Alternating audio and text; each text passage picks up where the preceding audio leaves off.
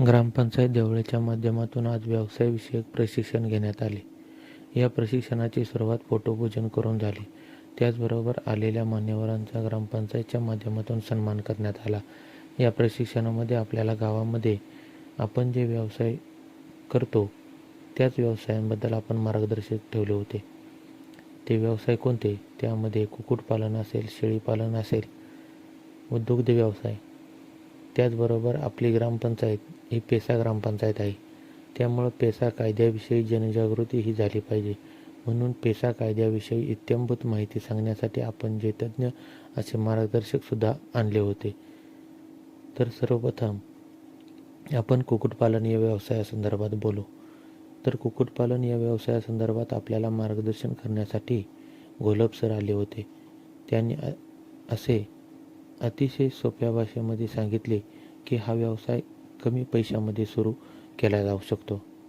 यासाठी जागा कमी लागते, रोगराई कमी असते आणि शेतकऱ्याला उत्पन्न देखील यामधून जास्त मिळते. तर गावठी कोंबड्यांचे पालन घोलप सरांनी केले आणि जर काही अडचणी आल्या तर ते इथून पुढे आपल्याला नेहमी करत राहतील अशी त्यांनी ग्वाही दिली. त्याचप्रमाणे दुसरा व्यवसाय आपल्या गावामध्ये चालणारा तो म्हणजे शेळीपालन. आज पाहिले गेले तर प्रत्येकाच्या घरामध्ये शेळी आहे आणि शेळीला गरिबाच्या घराची गाय असे संबोधले जाते. आज कोणी बोकडपालन करतो तर कोणी शेळीपालन करतो. उद्देश एकच असतो की त्यातून आपल्या कुटुंबासाठी आपण पैसे कमवावे. तरी या संदर्भात आपल्याला ही माहिती भेटली त्यामध्ये की आपण कोणत्या प्रकारच्या जातीच्या शेळ्या आपल्या गोठ्यामध्ये आपण ठेवल्या तर त्या फायदेशीर ठरतील. यामध्ये अशा बऱ्याच जाती आहेत. मग त्यामध्ये उस्मानाबादी शेळी असेल, सुरती शेळी असेल, जमुनापारी, सिरोही असेल, अशा बऱ्याच शेळ्यांच्या जाती आहेत. तरी यामध्ये बीटल ही अशी जात आहे की जिचा उपयोग मांसासाठी केला जातो आणि त्यातून शेतकऱ्याला देखील फायदा होतो.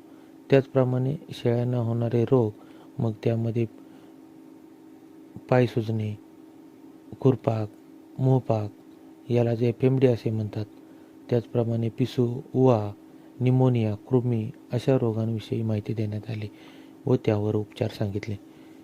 या शेळ्यांना खाद्य कसे द्यावे, किती प्रमाणात द्यावे, दिवसातून किती वेळा द्यावे याचं गणित अतिशय सोप्या भाषेमध्ये त्यांनी सांगितलं आणि याचा नक्कीच व्यावसायिकांना फायदा होईल. यामध्ये तिसरा आणि महत्त्वाचा व्यवसाय म्हणजे दुग्ध व्यवसाय.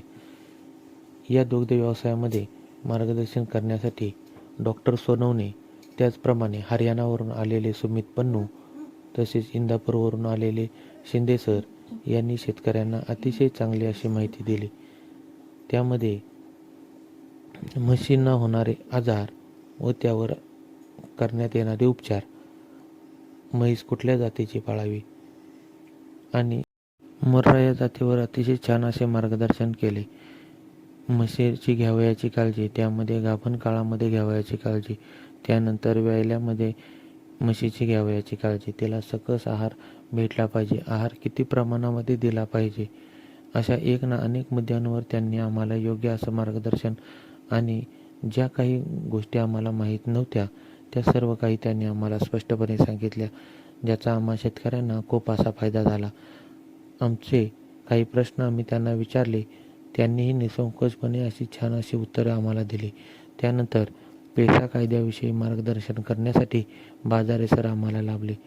त्यांनी पेसा कायद्याविषयी इतकी छान माहिती आम्हाला दिली की त्यामध्ये कुठल्या गोष्टी कराव्यात, पेसा ग्रामपंचायतला अधिकार किती असतात, ग्रामसभा कशी घ्यावी, ग्रामसभेमध्ये कोणते मुद्दे घ्यावेत, विकास कामे कशी निवडावीत याविषयी अतिशय छान अशी माहिती देण्यात आली. हे प्रशिक्षण वातावरणामध्ये आम्ही हे प्रशिक्षण पूर्ण केले.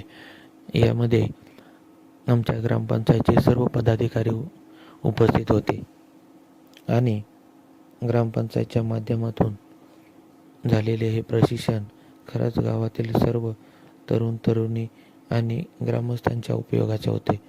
अशा अनेक प्रशिक्षणे, त्याचप्रमाणे विकासकामी ग्रामपंचायतच्या माध्यमातून या कार्यक्रमासाठी सुकाळवेडे गावचे सरपंच दत्ताभाऊ गवारी आणि आमच्याच गावचे उद्योजक विजयदादा बोराडे यांचं देखील आम्हाला योग्य असं मार्गदर्शन लाभले.